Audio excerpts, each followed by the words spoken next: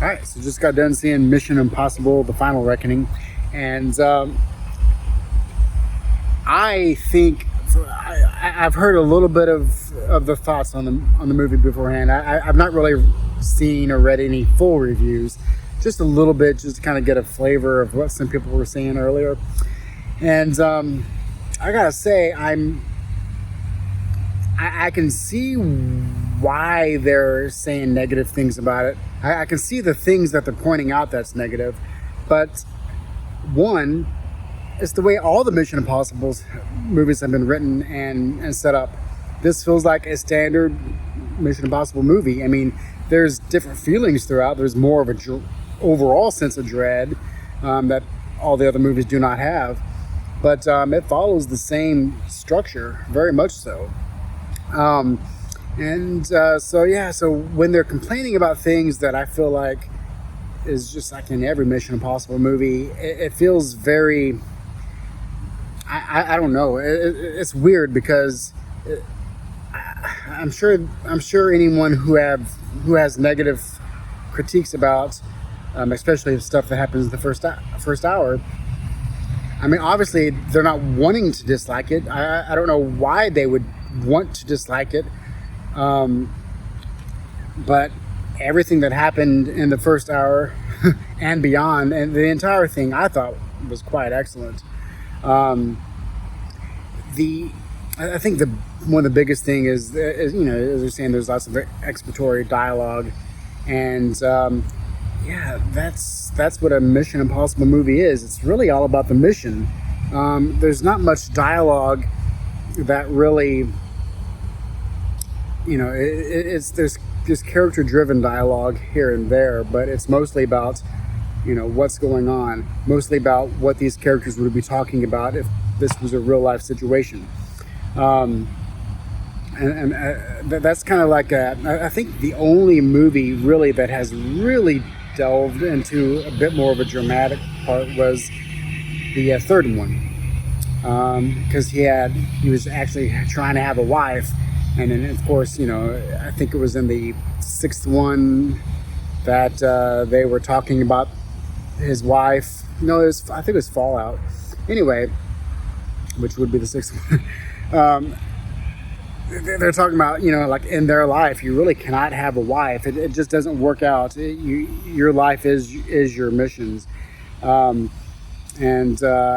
Yeah, I mean, I thought everything with the way that it was written, makes sense and falls in line with pretty much all the other movies.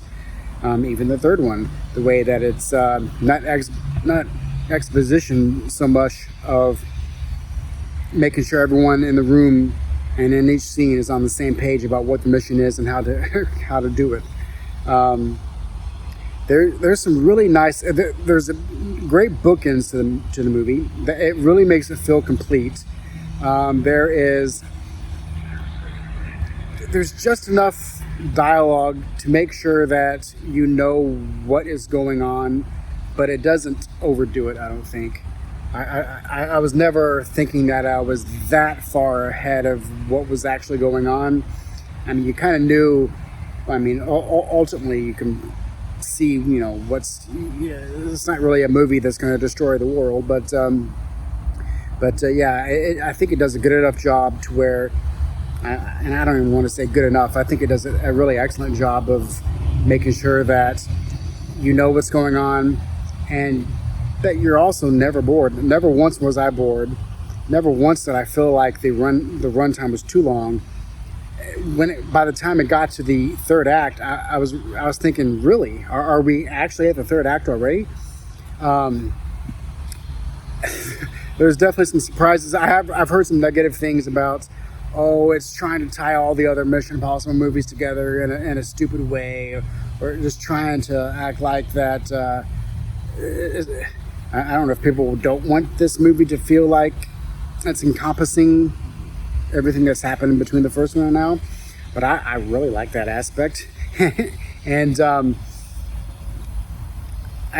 like the callbacks that we get. I'll say that I like what they did. Nothing felt out of place, and each action scene never felt like they were working backwards. They were working to get to a submarine, or they were working to get to this plane scene. It all felt that everything leading up to it was leading to the type of action scene that we got. And I think the movie has a lot to say about analog technology. There is VHS. There's a VHS device at the very beginning. There's VHS movies. There's records.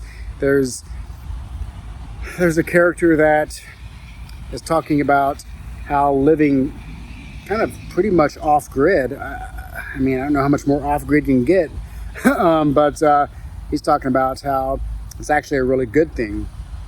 And there's a lot of, anti-newer technology, and the fact that the movie brings it back to the first one. It's not only talking about the first movie in terms of, oh, this is the first Mission Impossible movie that Tom Cruise was in.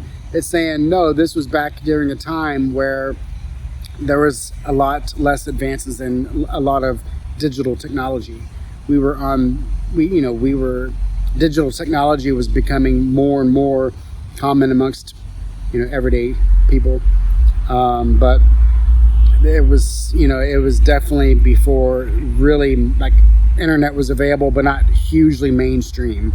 There was, DVDs was not a thing. Obviously when they're talking about VHS, and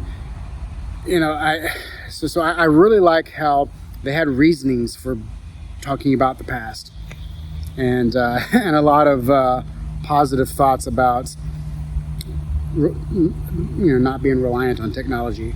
And as Tom Cruise says at one point, not being glued to the internet all the time is a good thing, basically. He has a line of dialogue like that. There's several scenes that there is no dialogue. There's a sequence, one of the most thrilling sequences, there was no dialogue for like 15 minutes straight. And there's choices of scenes. There's several scenes. I believe there's a couple in the end, and there might be one in the beginning. But there's scenes of no dialogue, and it really works really well, because these are the emotional scenes that they're focusing on not using dialogue for, whereas all the technicalities of everything is the dialogue-driven stuff, and I like that aspect. It's saying we're going to be dialogue heavy with some great edits here, but then in this part and in that part, we're going to just allow the audience to understand what's going on between the characters.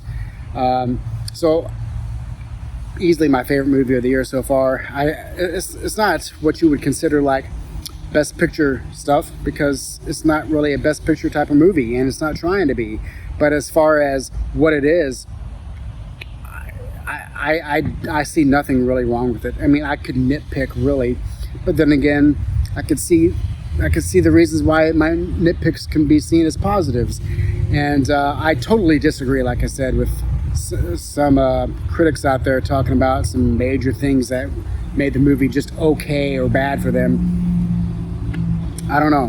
Maybe I'm hoping that they were just having a bad day, and maybe if they see it again, they'll change their mind. I don't know. I really enjoyed it. I highly recommend it. The audience I was with was in tune throughout, and they were gasping and laughing. There's the Mission Impossible movies have never been much on comedy, and this is the same. But there's a couple little moments that relieve a little bit of attention here and there, but they're perfectly the perfect amount of them are in the movie, and they all work.